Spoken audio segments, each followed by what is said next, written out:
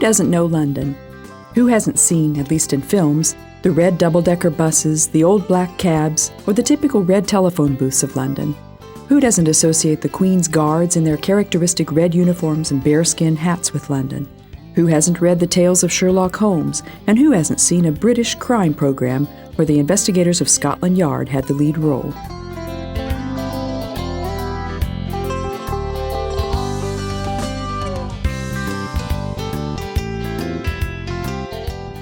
Who couldn't list the famous sights? The Tower, Big Ben, the Houses of Parliament, Trafalgar Square, Westminster, or Saint Paul's Cathedral.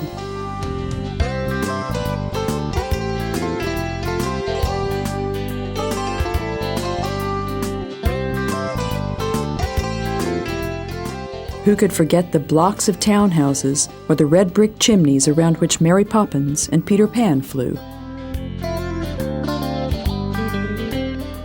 Who hasn't heard of the famous pubs with their centuries-old traditions which Shakespeare, Dickens, or Churchill once frequented? Everyone knows London, and the atmosphere is still reliably archaic enough to fulfill all expectations evoked by memories.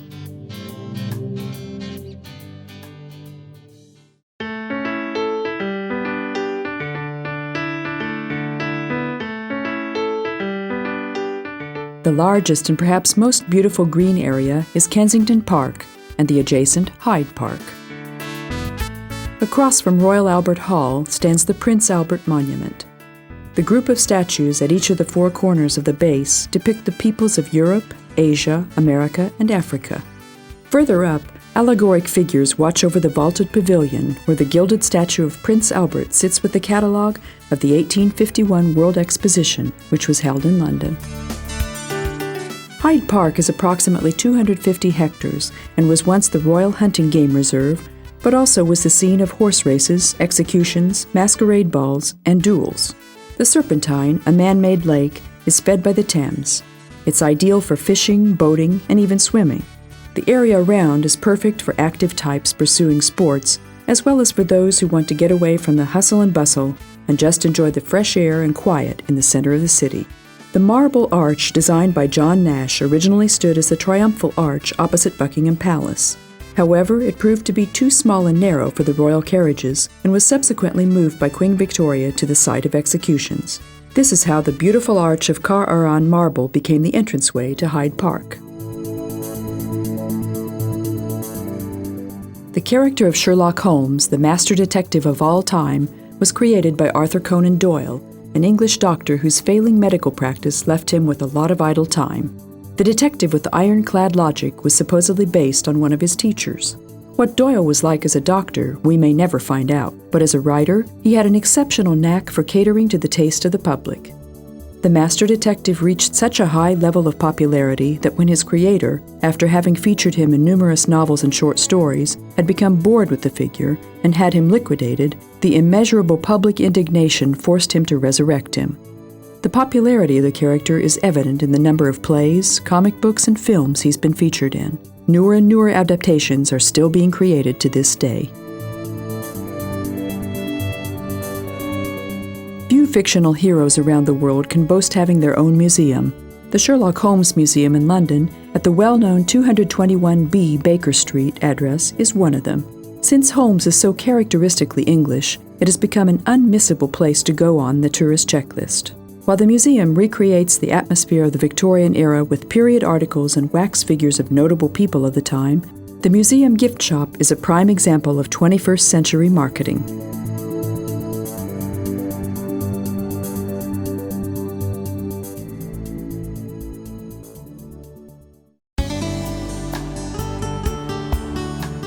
Madame Tussaud's Wax Museum is another typically London sight.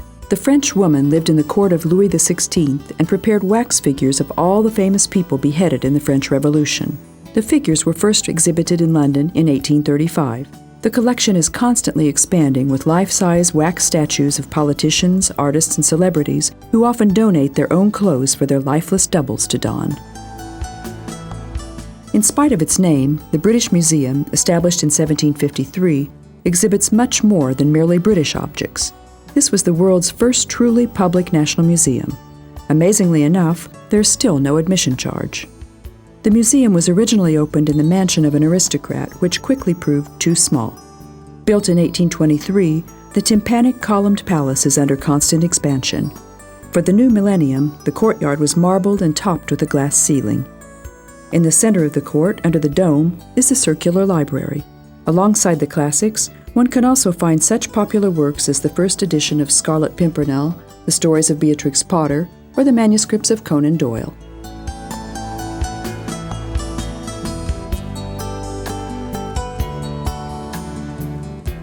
Among the numerous exceptional treasures on exhibit at the British Museum, perhaps the ancient Egyptian collection is the most valuable. From the mummified sacred cat to the beard of the great Sphinx of Giza to the Tbilisian granite statue of Ramesses II, there's a wealth of objects to see. The most famous is the Rosetta Stone, which dates back to 196 BC and was found in the Nile Valley in 1799. The text of a decree was inscribed on it in hieroglyphic symbols, Demotic writing, and in Greek translation. By comparing these three variations of the inscription, the French archaeologist Champollion was finally able to decipher the secret of the hieroglyphics. Understanding the writing on the Rosetta Stone is considered a milestone in Egyptology. There's also a significant ancient Greek collection with, for example, Elgin marble from the Parthenon.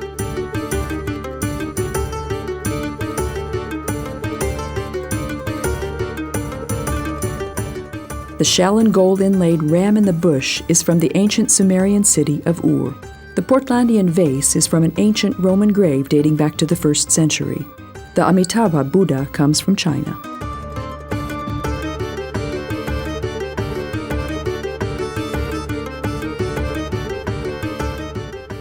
Also worth mentioning is the Aztec mosaic mask depicting Quetzalcoatl and the Mildenhall treasure, which is perhaps the most valuable of any of the ancient artifacts found in England.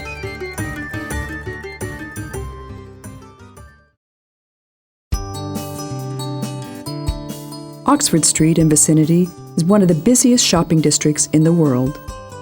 The semicircular section of Regent Street between Oxford Circus and Piccadilly Circus is called the Quadrant.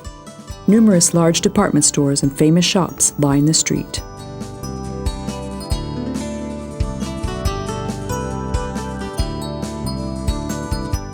For instance, there's the world's largest toy store, Hamleys.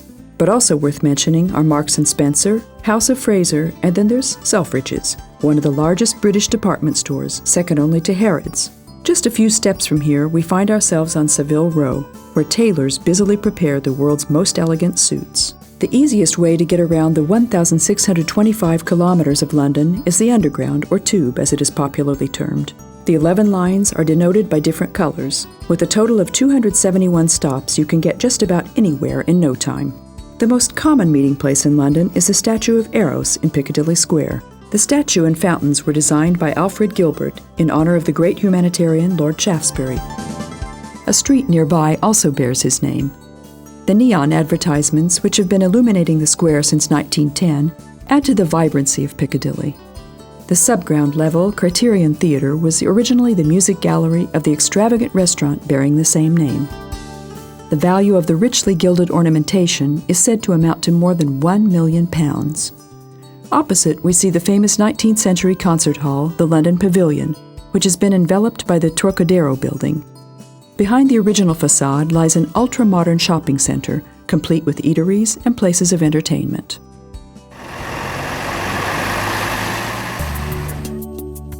Trafalgar Square is named after the famous sea battle. Atop the 44-meter column stands the statue of Admiral Nelson, who prevented Napoleon's fleet from coming ashore in England. The statues of many military commanders on Trafalgar Square seem insignificant compared to the 4 giant lion statues. The lions, however, are tame and peacefully tolerate children playing on them, as well as the snapshots of tourists. The square is also the geographic center of London and serves as the 0-kilometer point from which distances from the city are measured. Just as on St. Mark's Square in Venice, here too, people feed the urban pigeons. The spray from the fountains is especially refreshing in the summer heat, but the place is just as full of atmosphere under a blanket of snow in the winter months, when Christmas and New Year's celebrations are held here. Daniel Defoe, the author of Robinson Crusoe, was once set in a pillory here for a polemic essay he wrote on religion. The National Gallery occupies the entire northern side of the square. Since the mid-19th century, the impressive building with its dome and Corinthian columns has given home to one of the largest fine arts collections in the world. Pall Mall is the street of those famous London clubs. Remember Jules Verne's famous hero, Phileas Fogg, who bet that he could travel around the world in 80 days?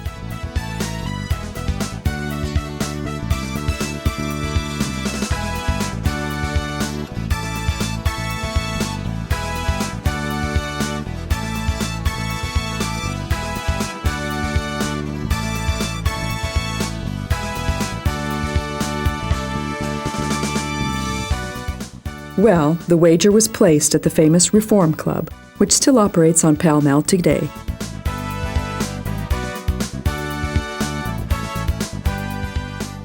The others nearby include the Athenaeum Club, the Royal Automobile Club, the Travelers Club, the Turf Club, the Army and Navy Club, and the Oxbridge Club for the alumni of Oxford and Cambridge universities.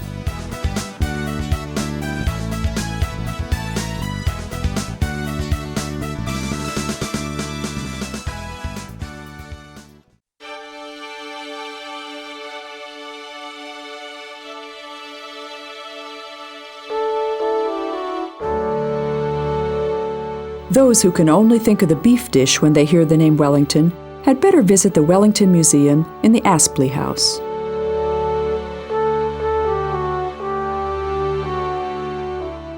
The Triumphal Arch, also in honor of the Iron Duke, has stood on the square opposite since 1828. Atop the modestly proportioned Greek arch stands the chariot of the Goddess of Victory.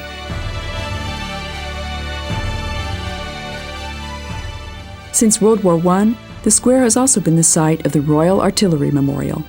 Unfortunately, the naturalist yet dignified composition has had to be expanded to include the casualties of newer wars.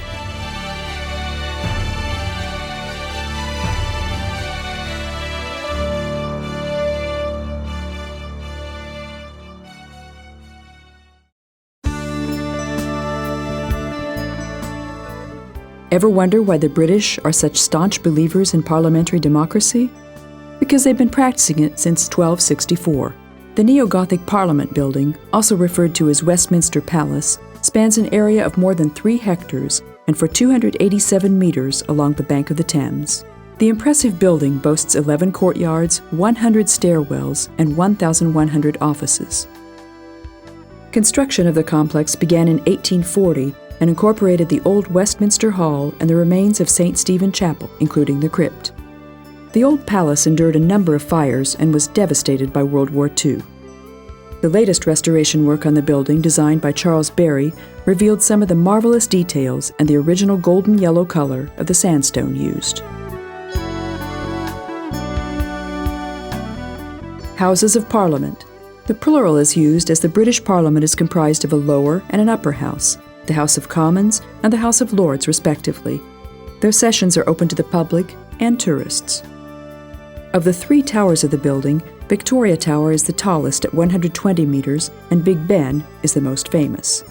And now we must clear up a persistent, widely held misunderstanding. For Big Ben is not the name of the clock tower, nor the name of the clock in it.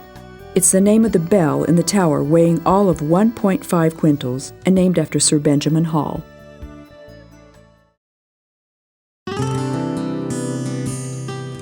Westminster Abbey was the coronation and burial place of most English rulers. The Parliament building and the Abbey developed and changed with the passing of time and the accumulation of historic events.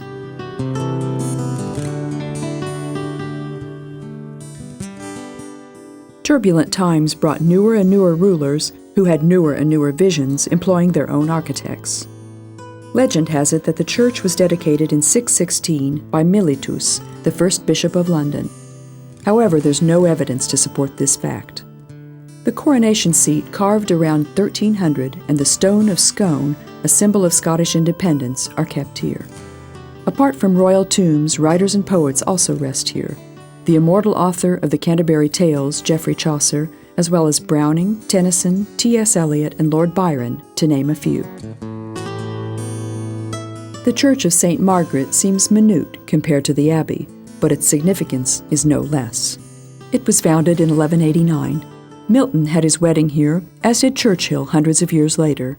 Haller, the famous Czech bronze engraver, is also buried here. It's thanks to him that we can see pictures of what London looked like before the Great Fire. The Cabinet Room, from where Churchill directed the country during World War II, is now open to the public. Whitehall, built originally as a baronial palace, later becoming a royal palace, is now the seat of government. Part of the building is the famous 10 Downing Street, serving not only as the residence of the British Prime Minister, but also the garrison of the Royal Mounted Guards as well.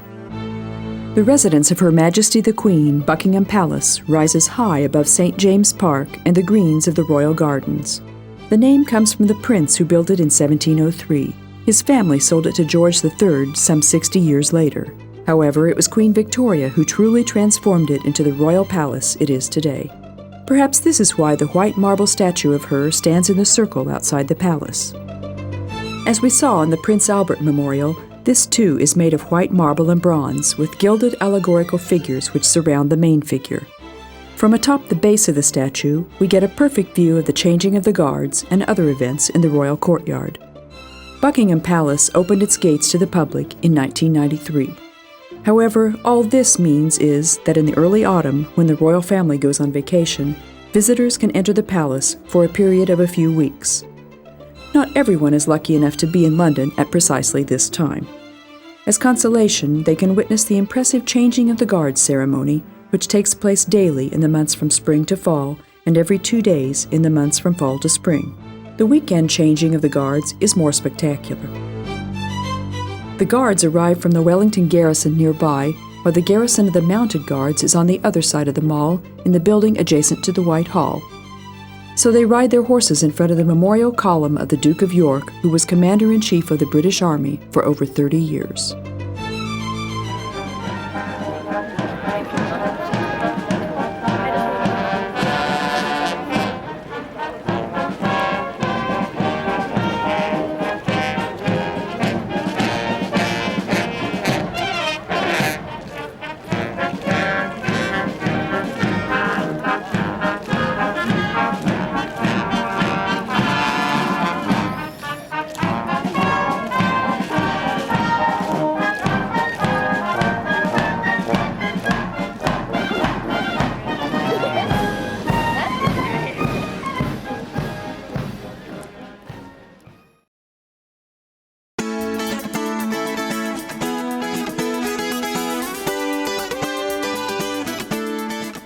The Thames originates from the Cotswold Hills in Gloucestershire and after 370 winding kilometres flows into the North Sea at Sheerness. The City of London was built on both banks 64 kilometres from the mouth of the river. A bus tour of the city also includes a boat trip as a bonus. The boats leave from Charing Cross, cruise past the Parliament Building up to the Tower Bridge, where they turn around. One of the new sites of the city was built in honor of the millennium. Its present on the skyline is just as difficult to get used to as the Eiffel Tower must have been in Paris at the time of its erection. It is, of course, British Airways London Eye, the largest Ferris wheel in the world, an impressive modern construction in its own right. It stands right next to the neo-Renaissance building of County Hall on the bank of the Thames. The ticket office and coffee shop are located in the former County Hall building. As a result of the 1986 urban reorganization, the building is used solely for cultural purposes. An exhibit hall and aquarium operate in it currently.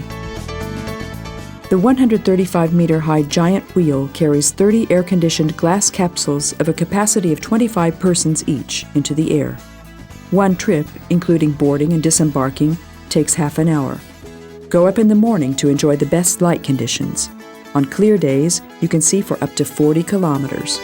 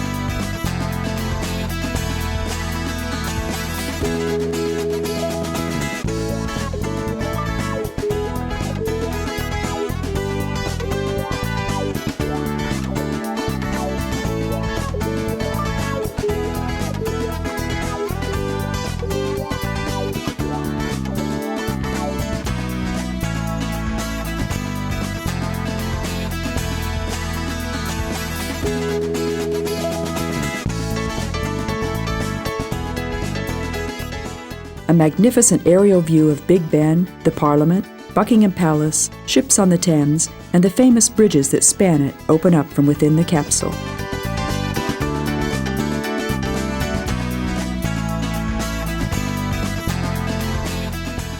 Outside the historic city center, the modern glass skyscrapers are also visible. Be sure to take binoculars and a camera on this exciting trip.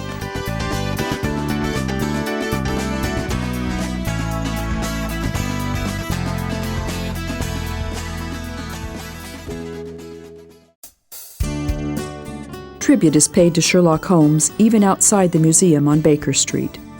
In the pub by the same name, one can reminisce about the novels of Conan Doyle while nursing a pint of Guinness. From here, it's only a few meters to the new pedestrian bridge leading to the London Eye.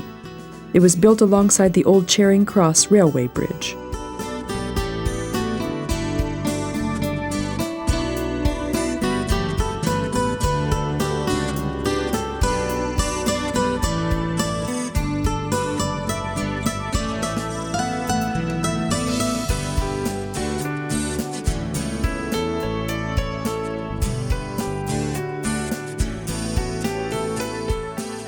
The oldest monument in London was built in about 1450 BC, Cleopatra's Needle, an obelisk from Heliopolis, Egypt. It was a gift from the Egyptian Governor-General and was erected on the bank of the Thames in 1878. The bronze sphinxes were also sculpted at this time and harmonized well with the nearby statue of the heraldic animal of London.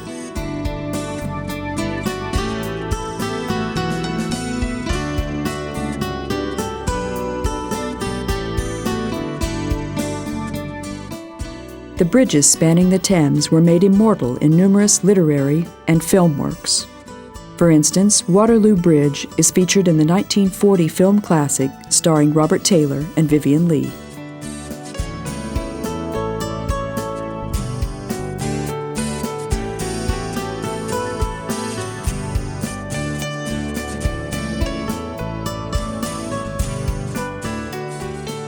while London Bridge was prominent in the historic detective story by John Dickson Carr.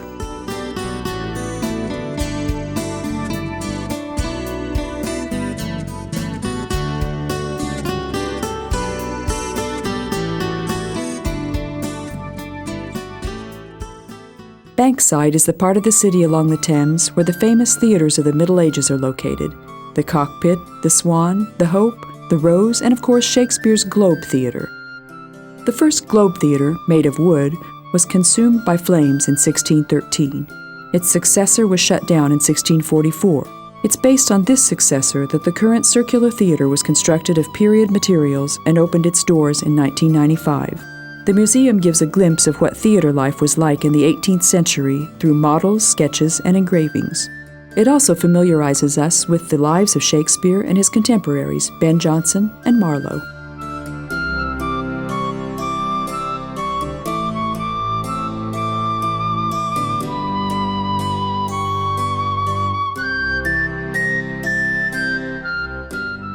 The king of drama writers was born in 1564 and buried 52 years later, 200 kilometers from London in Stratford-upon-Avon.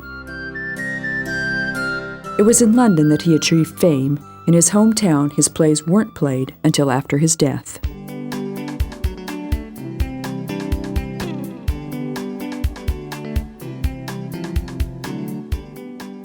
From the balconies of the theatre, we can gaze out at the Thames and the ships passing by.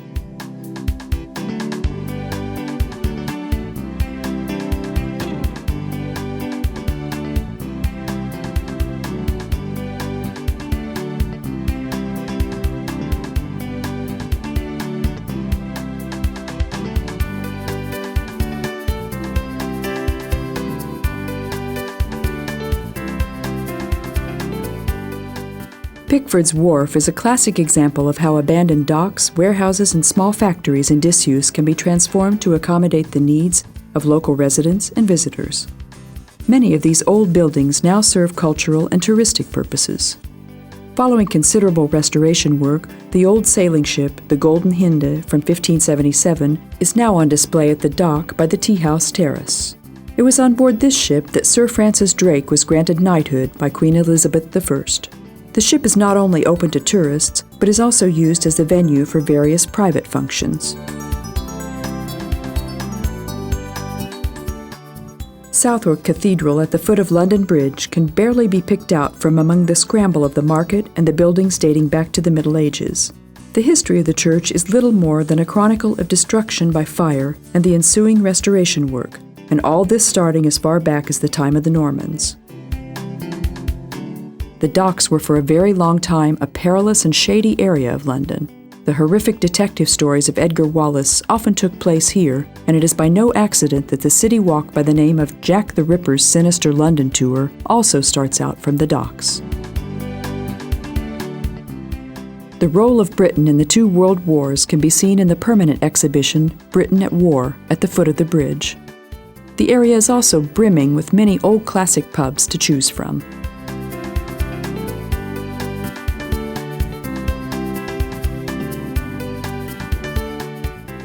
The rebirth of the docks shows the metamorphosis that old buildings can go through, as well as the opportunities afforded by modern architecture. A good example of this transformation is the spectacular Hayes Gallery building.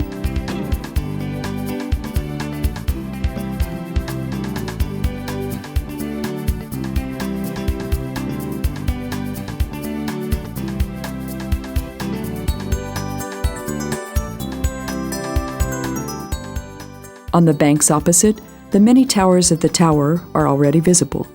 On the other side of the bridge, many sights await us, such as the Great Fire Memorial and the Museum of London, where we can take a trip back in time through the past of the city in computer-controlled cars.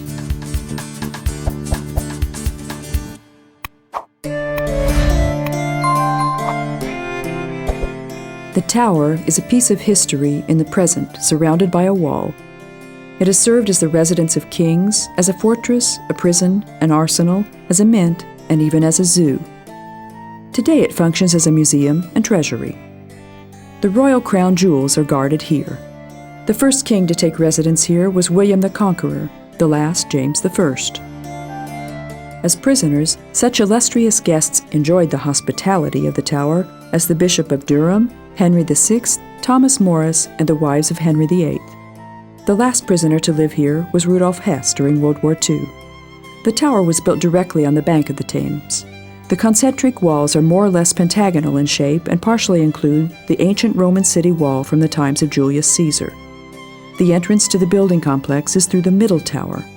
The towers of the interior wall system each have very revealing names: Bloody Tower, Flint Tower, Broad Arrow Tower, and Governor Tower.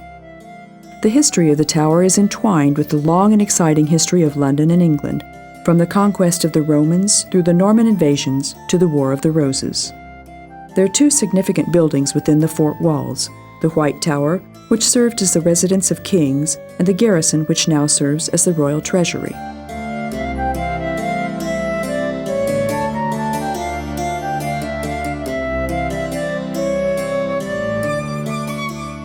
According to legend, if the black ravens who live here leave the tower, it means the fall of the British Empire.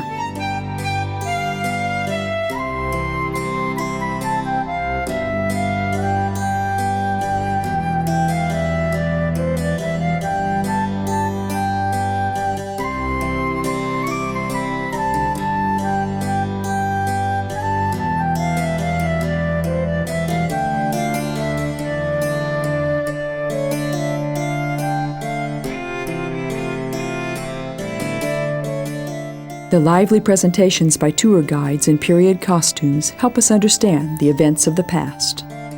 Well, ladies and gentlemen, boys and girls, welcome to Her Majesty's Palace, Fortress, the Tower of London. I am dressed in the clothes of a man who has just returned from hunting in the 13th century. I suppose the heyday of the Tower of London. There are, of course, those who do not don their uniforms as mere costumes. We're familiar with these beefeaters from the labels of gin bottles.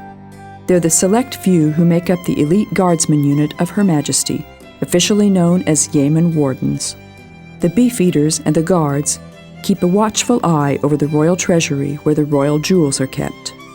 The collection includes St. Edward's and Queen Victoria's crown, as well as the state sword, the royal orb, and the world's largest diamond, the 530-carat Star of Africa, which is encased in the royal scepter.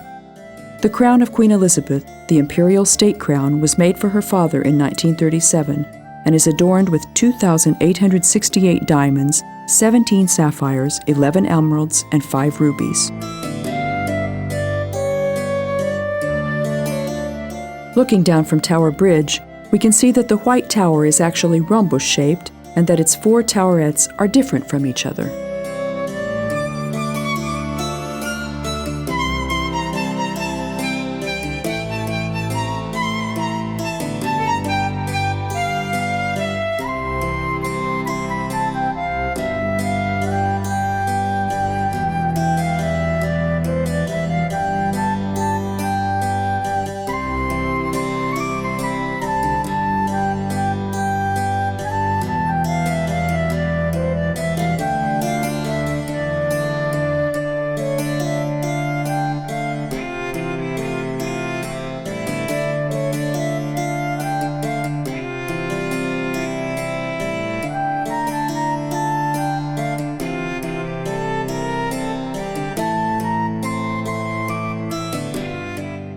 The Norman friar Gundulf built the tower on orders of King William on the ruins of the small fort of the Saxon king Alfred.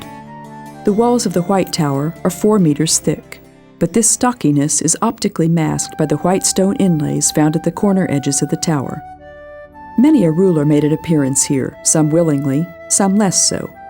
Some departed from here to their coronation ceremony, some to their own executions. One such execution scaffold is still visible today, and the museum displays the block and hatchet used for decapitations. The weapons exhibit also displays the armor of kings, as well as life-sized models of their horses. King Richard III, who Shakespeare later portrayed as the wretched-souled main character in one of his famous works, had his 2 nephews killed in the Bloody Tower. The remains of the 2 little princes were found 2 centuries later and laid to rest in Westminster Abbey. The museum and exhibits set up in the towers and buildings of the tower are not at all like those where historic items are encased in glass showcases away from dust and curious hands. Like most museums in London, here too, the collection comes alive with hands-on, interactive, and informative exhibits that challenge the mind.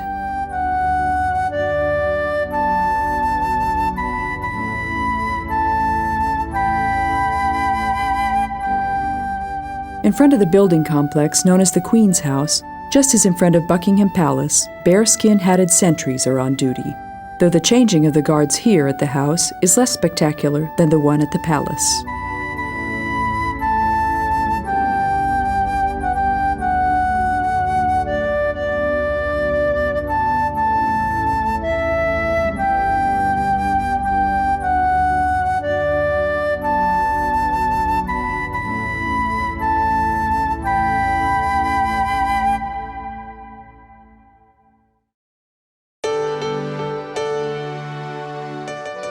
Permission for the building of Tower Bridge was only granted on condition that the construction blended well with the buildings of the tower.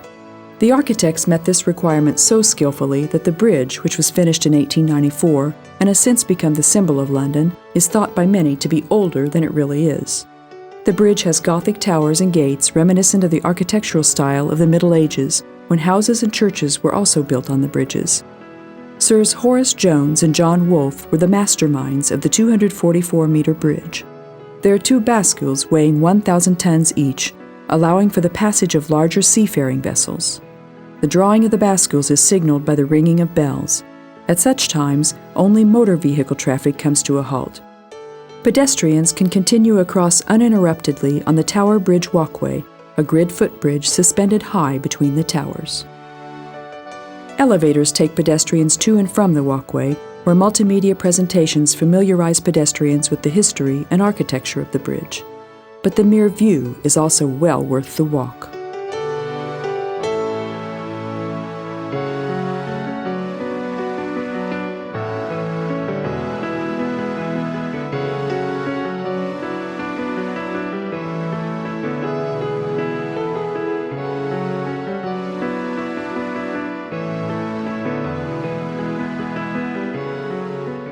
After you've had your fill of the view, it's worth taking a look at the no longer used steam-powered engine room. The machines fell into disuse in 1975 when they switched to electric power.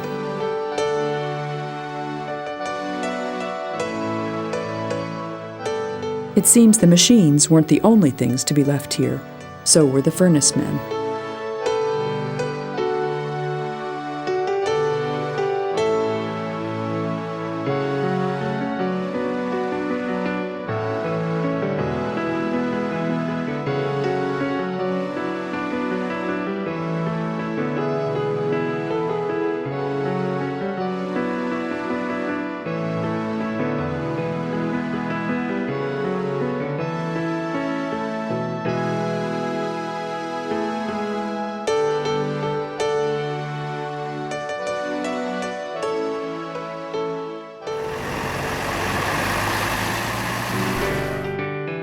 Waterloo Station is the busiest train station in London with a volume of 2,000 trains per day. The international trains heading under the English Channel also depart from here, as do those to closer destinations, such as to Hampton Court Castle.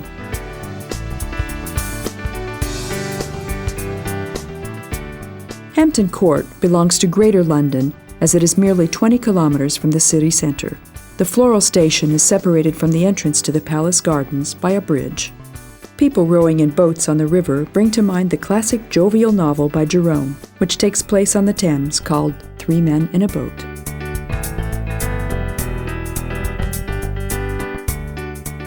Cardinal Thomas Wolsey rented the area from the Knights Hospitaller. In 1514, he ordered the beginning of work on the palace with the unconcealed and immodest aim that it become the most ornamental and beautiful palace of its time.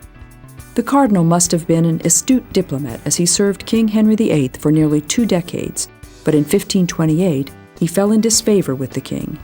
He subsequently voluntarily offered up the palace to the king to make amends. However, this proved to be insufficient, for the king had already set his sights on the building. Wolsey was arrested and while being escorted to London died under mysterious circumstances. Henry continued construction and expansion on the palace, which he bestowed on each of his successive wives.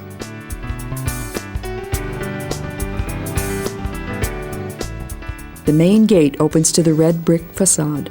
A beautiful bridge adorned with heraldic animals stretches across the moat to the gate.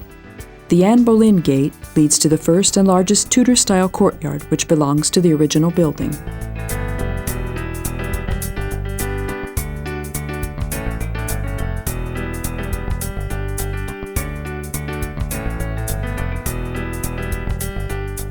The largest space in the royal suite is the 50-meter-long Great Hall. The walls of the Gothic-style chambers are covered with hunting trophies, paintings, and Gobelin tapestries. An English castle of any repute cannot be without its share of ghosts. It's said that the ghost of Catherine Howard, a beheaded wife of Henry VIII, comes back to haunt the castle. No doubt, Thomas Wolsey would also have every right to do the same. The royal suite of the Queen is the work of Christopher Wren, who also died here in 1723.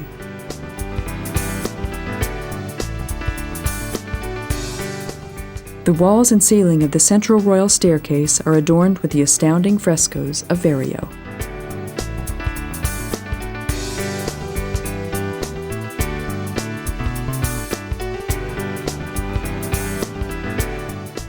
The Tudor-style kitchen dates back to the time of Henry VIII.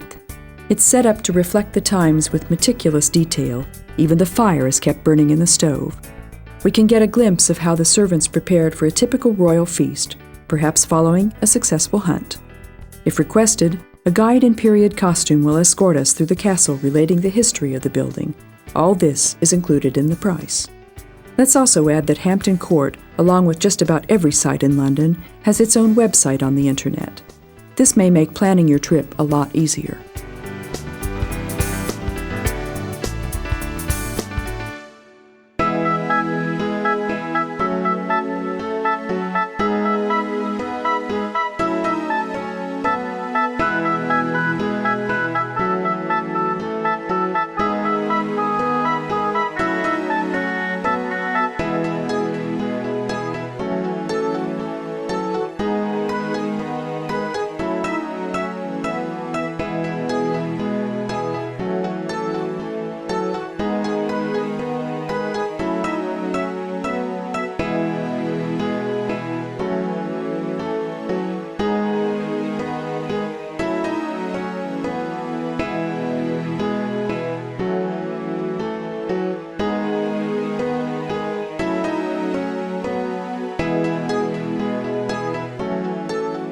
Such a beautiful Versailles-like palace requires a similarly beautiful palace grounds. The Hampton Court Gardens are so beautiful that the largest and most popular gardening and botanical show and fair is organized here each year, which draws huge crowds to the grounds.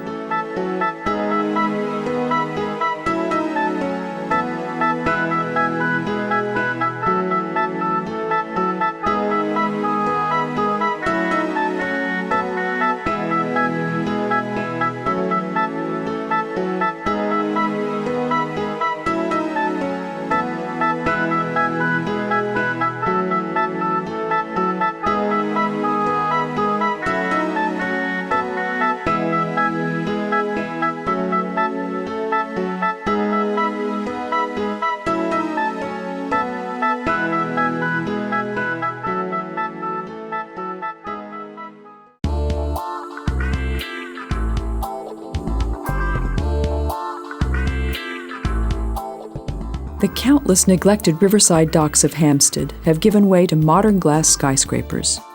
Many thousands of people work in the numerous office buildings. Hampstead gains its significance from housing huge shopping centers and being a node for transportation. For instance, we must transfer here on our way from London to Greenwich. Greenwich is merely 7.5 kilometers from the center of London and is also accessible by ship. At one time, it was a fishing village, and the surrounding hills served as royal hunting grounds. The splendid buildings were built primarily on ruins at about the time of Henry VIII. Greenwich has long been a favorite place to visit for Londoners. Tourists usually come to the area to visit the Cutty Sark and the observatory. Only upon arrival do they realize how much more there is to see and do. Clipper ships are among the most beautiful sailing vessels, and the Cutty Sark is the most beautiful clipper. It was built in 1869 at a time when steamships were beginning to replace sailing ships. This was one of the last such ships to transport tea from China to England.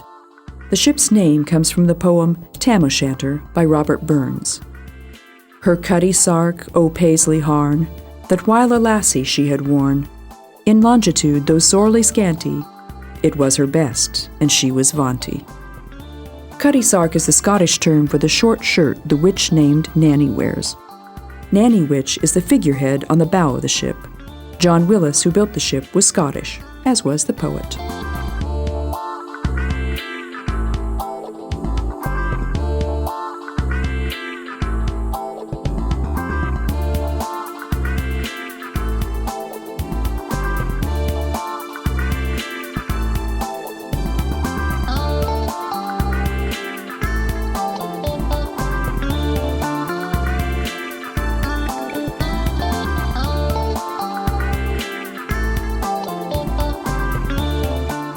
The ship has been standing in dry dock as a tourist attraction for nearly 50 years.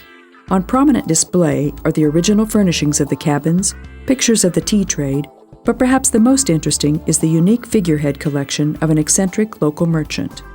Among them are Cleopatra, Florence Nightingale, and U.S. President Lincoln.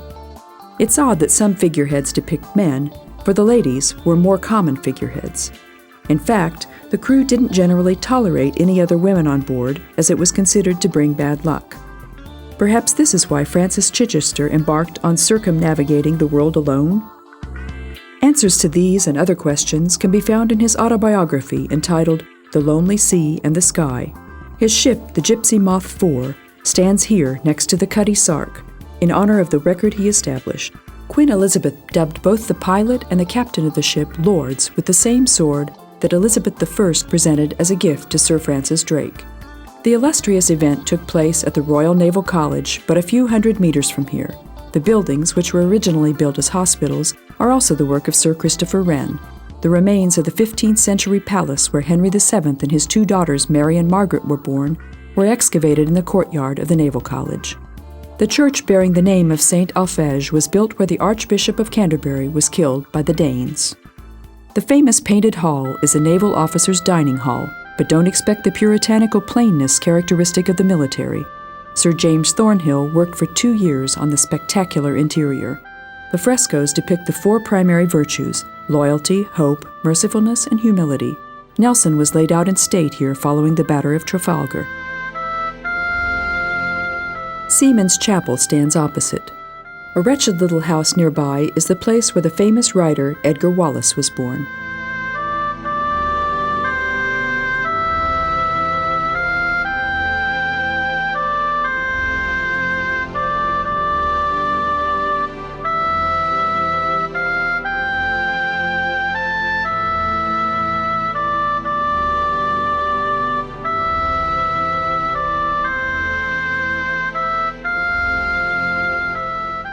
Admiral Sir George Seymour is laid to rest in the entrance hall of the church.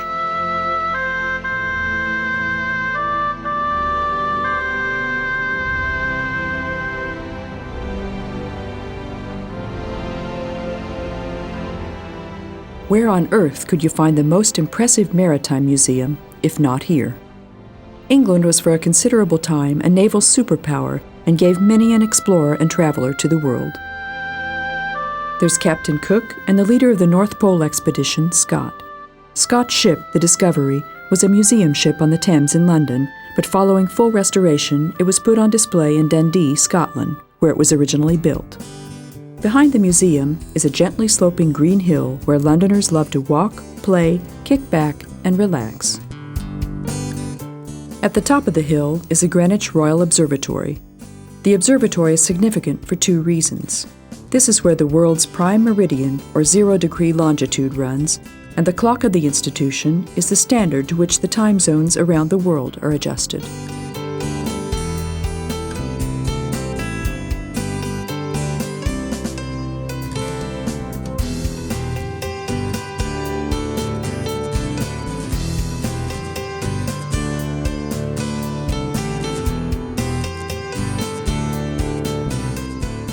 Many frequent the place just to see the exhibit. The dome of Saint Paul's Cathedral is well visible from here, and the tower is barely 10 kilometers away. Others come to visit the museum to see Flamsteed's, the first astronomer's objects, and the chronometer of Harrison, which Captain Cook also used. Thousands of tourists come to the observatory to have their picture taken straddling the prime meridian with one foot in the east and one in the west.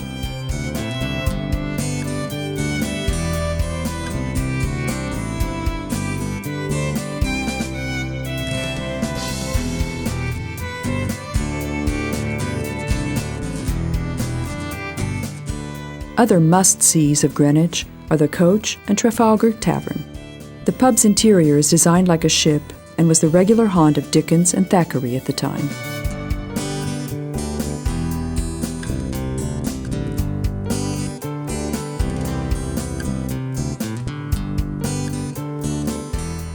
An antique and flea market is held daily with antiques, folk art, and handicrafts for sale. As they say, if it isn't on sale here, it doesn't exist.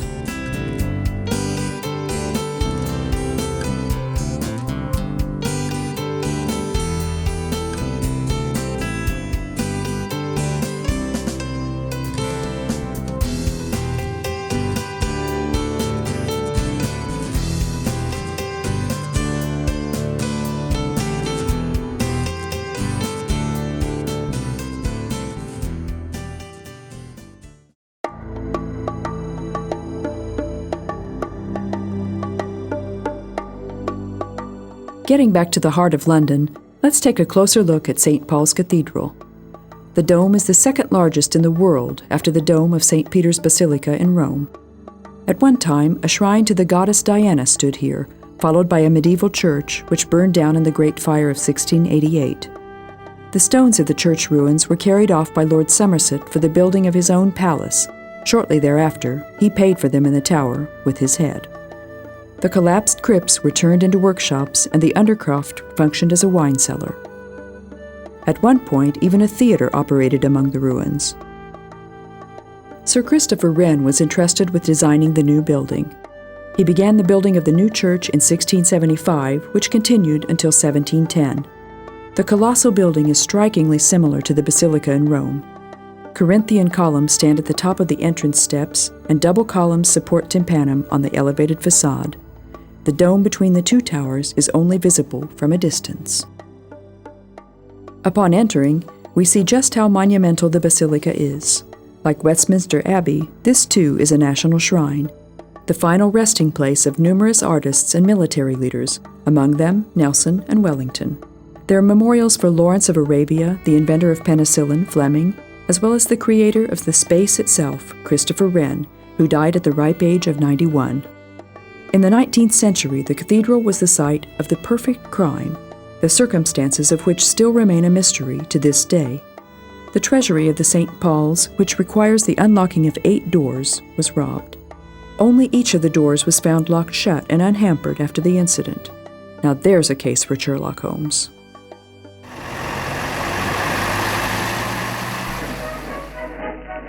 Fleet Street is one of the many famous streets in London. It's the headquarters of the British National Press, with countless editorial offices and printing presses. The name comes from Fleet Stream, which spills into the Thames under Blackfriars Bridge. In the great reorganization of the city, the creek was put underground. Editorial offices have, without exception, all since moved to the new office space on the former docks, and the subsequent hustle, bustle, and excitement of closing time has also vanished. The famous pubs in the area, however, did not go empty, for the High Court of Justice and the legal offices in the area provide a constant stream of clientele in the evening hours. Perhaps the most famous pub is the Tipperary, which was immortalized in song by homesick soldiers in the World War. We're now in the part of London known as the City, the world of lawyers, brokers, and bankers.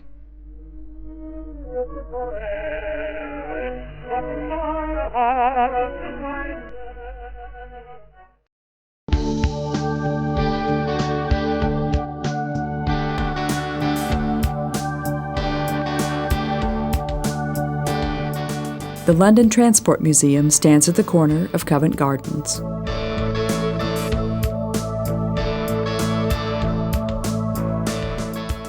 The area once served as Cloistergarth to the monks of Westminster Abbey. Then Duke Bedford entrusted the famous architect Inigo Jones to design a new square. Jones favored the Italian style and built the piazza, which later became the site of the market hall and market until 1975. The market has since relocated, but the hustle and bustle remains. The refurbished market hall is now home to unique little shops, coffee houses, and eateries. Today, this is the most colorful and dynamic part of the city. In the summer months, the terraces are filled with people listening to street musicians and theatrical productions. According to the play, Eliza sold flowers here in My Fair Lady.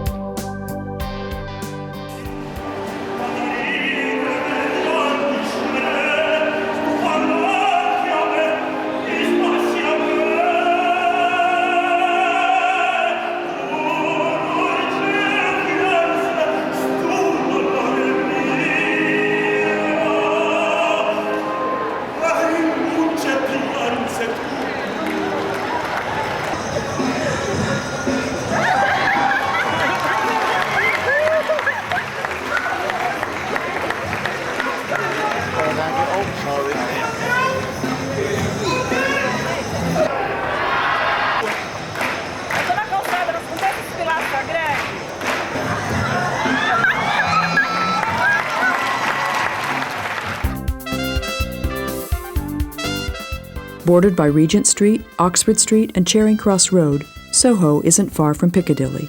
It was once a popular hunting grounds, after which it became populated by various refugee groups. French came following the collapse of the Parisian Commune, then Italian and Polish Jews, to be followed by those persecuted from Italy and Greece.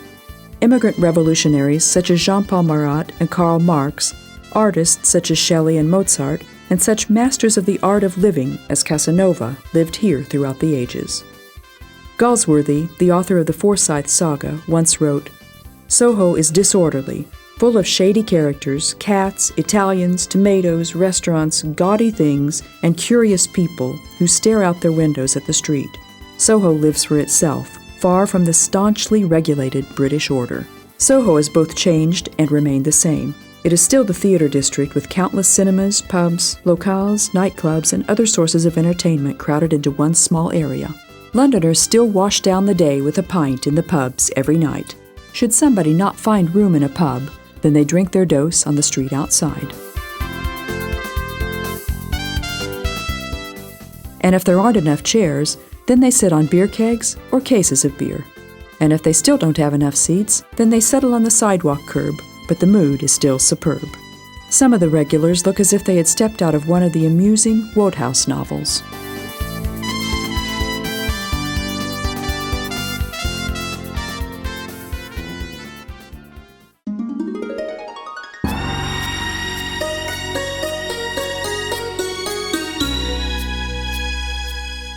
It's no coincidence that a moderately sized but all the more interesting Chinatown has also developed here in the most cosmopolitan part of the city.